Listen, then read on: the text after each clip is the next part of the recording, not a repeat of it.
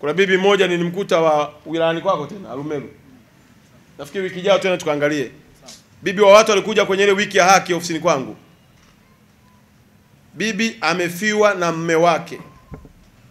Na bahati mbaya hawakujaliwa kupata mtoto. Ana miaka kama 70 kitu kwenda 80. Na nyumba yake imebomoka.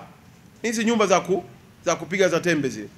Imebomoka na ndugu wa mwanaume wanaombea mvua ije kubwa zaidi ili ile nyumba imfunike yule bibi afie ndani ya lile boma ili wachukue ile ardhi. Alikuja ofisini kwangu ananieleza, anaomba niwaite. Wasaidizi wangu walivomsikiliza wakawaita wale watu. Walivyowaita wale watu wakamwambia bana sisi hatuendi. Kwa bibi nikakutana naye amekuja ofisini analia. Nikamuuliza ni nini, akanieleza. Kama bibi tulia, kuanzia leo mimi ndio mtoto wako. Na sasa namjengea nyumba yake yenye vyumba 3 self container, na nilikuja kununua mbao pale kwa ajili ya kuwezeka. Nataka nikaangalia hatua iliyofikia, nataka nimkabidhi kabla ya mwezi wa 8.